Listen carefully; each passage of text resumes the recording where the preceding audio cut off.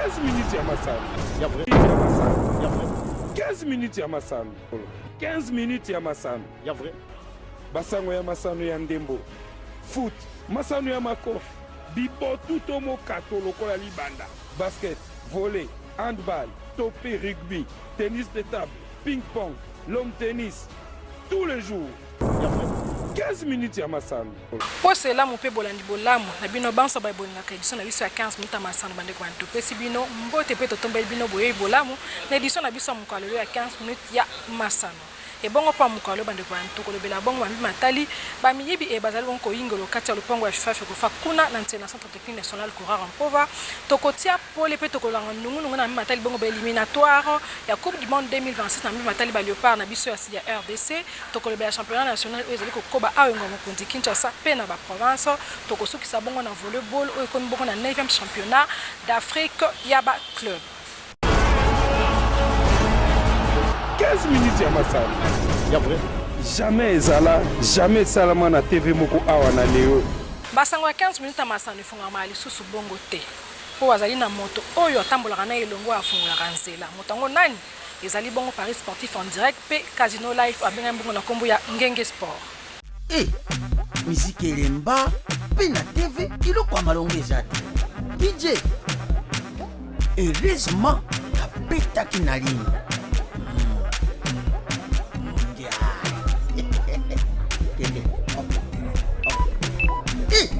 Charles kotika ngai te. Ay, man. Batterie. Nin.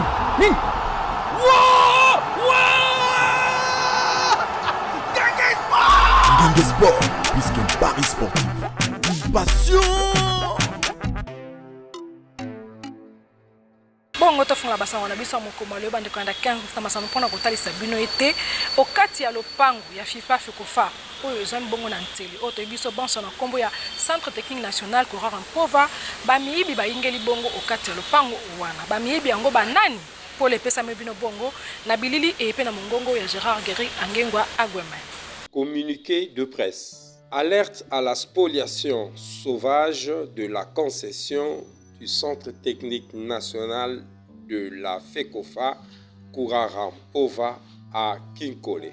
Le comité de normalisation de la Fédération congolaise de football Association Conor FECOFA informe le public que la concession du Centre technique national Patient Baudouin Kourara Mpova est présentement en proie à une terrible spoliation sauvage de la part de certaines personnes n'ayant ni titre ni qualité, ayant investi les 10 sites avec des engins de génie civil accompagnés des éléments en tenue militaire et de la police nationale congolaise pour y procéder à des lotissements et des occupations illégales des parcelles. À l'instant présent, où est diffusé le présent communiqué, le Centre technique national Kourara de Kinkole est en train d'être spolié avec des constructions et surtout des engins constatés sur place en flagrante violation des limites de la concession précitée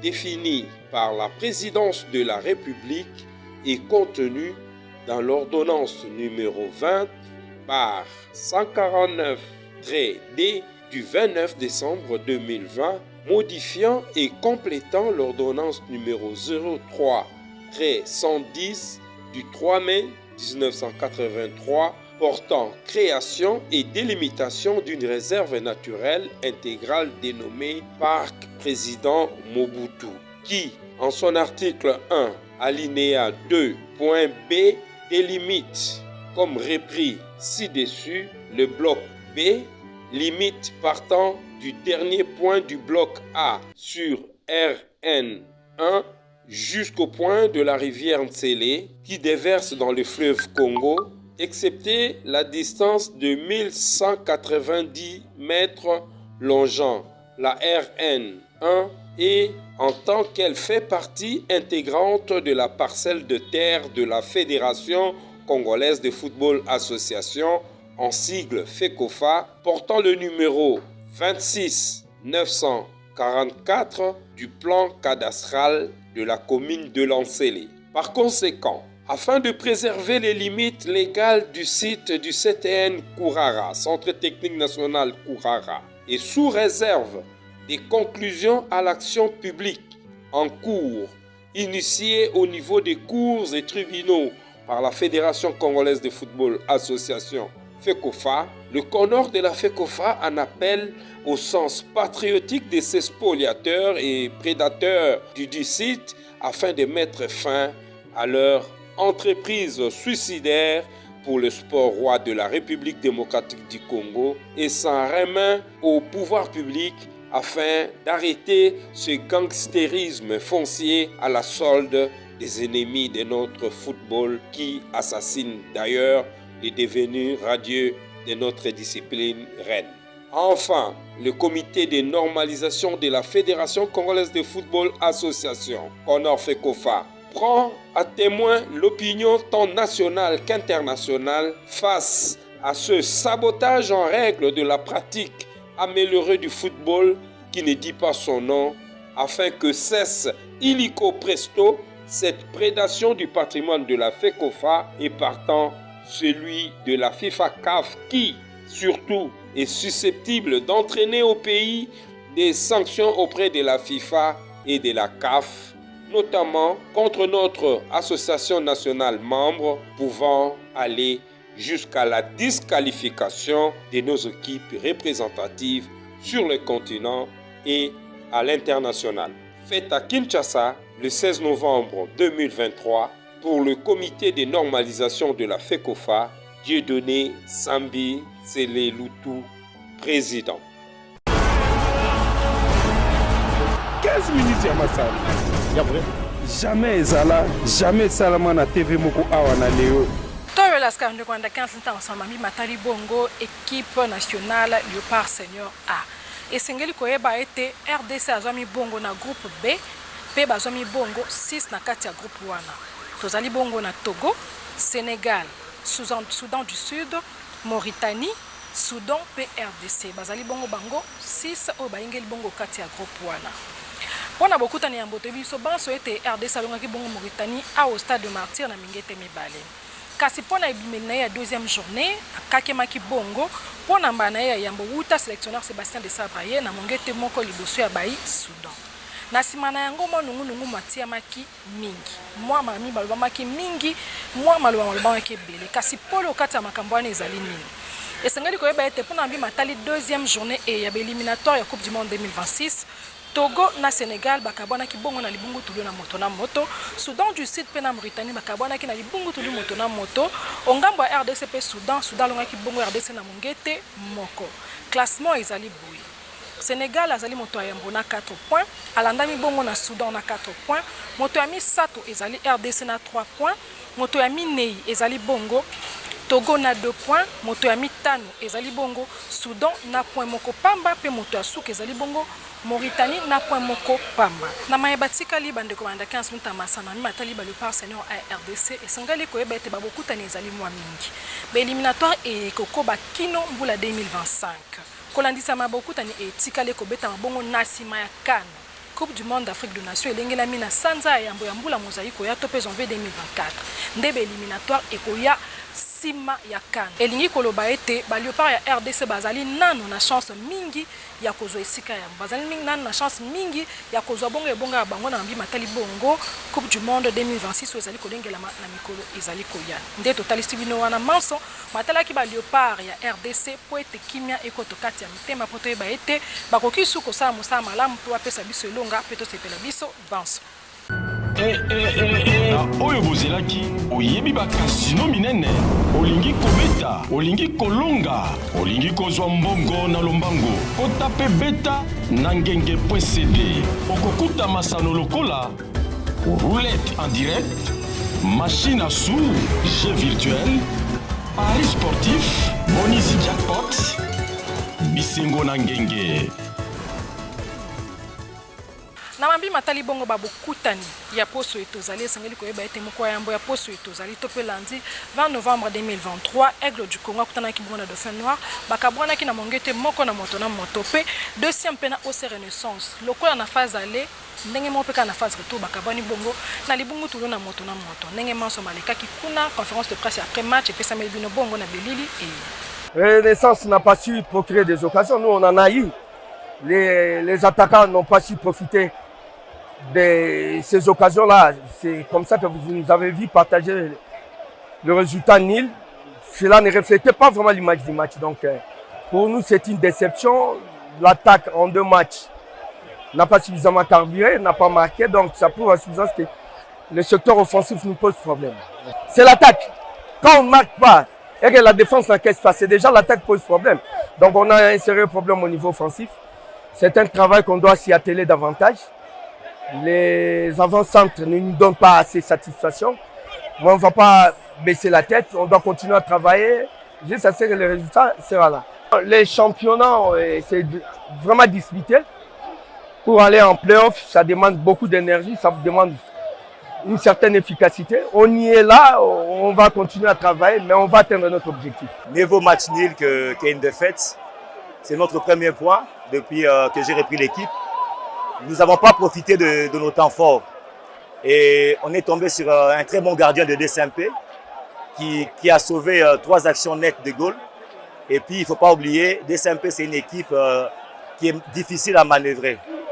Et bon, on est sur le bon chemin, le chemin est encore long. Qu'est-ce qui n'a pas marché? Bon, il y a 2 faits de match. On est tombé sur, on venait du côté de Lemba, on est tombé sur un bouchon énorme, c'est limité. On a dû prendre 2 motos pour arriver jusqu'ici. C'est là, ça a déconcentré aussi le joueur. Et puis, c'est un fait de match qui nous a empêché de faire un bon échauffement. On est arrivé ici, 14h, presque 40. Et pour préparer un match comme ça, ce n'est pas l'idéal. On a fait 2 heures de bouchon. La suite, comme on dit, il n'y a jamais 1 sans 3. Et la prochaine fois, ça sera 3. 15 minutes ya masano. Ya vrai. Jamais ezala, jamais salama na TV moko awa na leo. sika tokopesa bino calendrier ya mwa bamatch okobeta mabongo na stade Tata Raphaël kobanda le 23 novembre 2023 kino le 6 décembre 2023 esengeli koyeba ete deuxième pena s'arranger bakuta na bongo na ngonga ya 13h30 le 23 novembre 2023 pena ngonga ya 15h kaka mokolo wana na stade Tata Raphaël asekuya akoyamba bongo Vita Club na ngonga ya 15h. Mokolo ya le 26 novembre 2023 esengeli koyeba ete AC Rangers akuta bongo na Dauphin na ngonga ya 13h pe deuxième pe akoyamba bongo V Club na ngonga ya 15h30. Ndepo akosuki esengeli koyeba ete deuxième pe akuta na Étoile du Kivu na ngonga ya 15h le 2 décembre 2023 pe AS V Club akuta lisusu kaka na Étoile du Kivu na ngonga ya 15h30 le 6 décembre 2023. Nde wana mazali bongo manso matali championnat national na foot Ligue 1. Tout kambi matali sanandi on de 15 minutes masano potolo bela sika discipline mususu na kombo ya volleyball. Esengeli koyeba ete 9e championnat d'Afrique de club ya volleyball dames messieurs seniors ya zone 4 Kinshasa elengela mibongo po ya mikolo mezali koya. Programme ezali bongo boy. Bokomi ya délégation ezali bongo mardi 21 novembre 2023 tope mokoma mibale ya poso tozali. Réunion préliminaire pe technique l'engla mbongo pona mokomami sato ya poso etozali to pe mercredi 22 novembre 2023. Nde bobandi ya compétition monene eye elengela mibongo pona mokomami ne ya poso etozali to pe jeudi 23 novembre 2023 ekozala bongo na gymnase ya police nationale congolaise ya Kinshasa. Na mami matali bongo boyingeli na kati ya gymnase eye. Ba joueuse pe ba dirigeant ba club et ba ko participer na 9e championnat d'Afrique ya ba club champion à volleyball dames messieurs nde ba kokota bongo ko futelo côté. Kasi na ba ebanso ba tikali esengeli koyeba ete koyingelo kati ezali ko futama.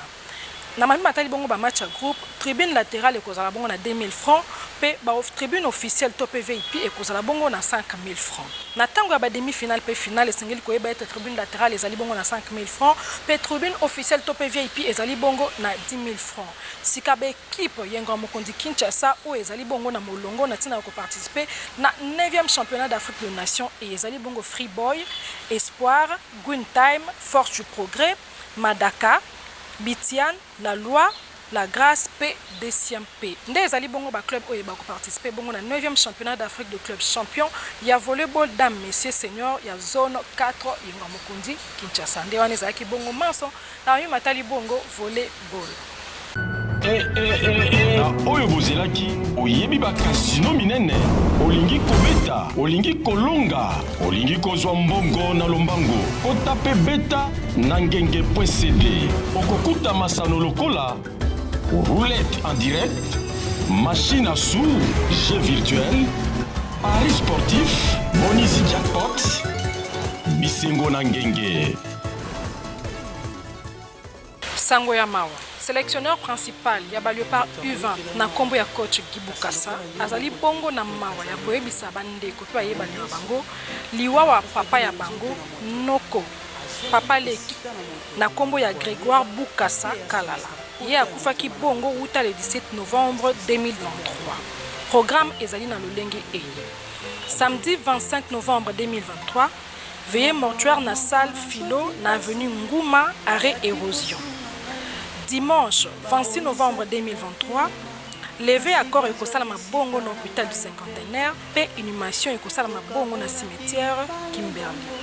Nde libota ya 15 minutes ya masana kaboli bongo mawa na sélectionneur ya Léopard U20 coach Guy Bukasa. 15 minutes ya masana. Ya vrai. Jamais ezala, jamais salama na TV moko awa na leo. Na lokasa e bandeko wana 15 minutes masana tusikisi bongo édition na biso mkwale leo na ba tango ne osete sayo motema tango tokuta na nzela 15 minutes ya masana. Édition mkwale leo siki bongo a bandeko wana ndeza ki bongo abino Christian Baluna pona compte 15 minutes masana. Oya vrai. Tani mbala sima.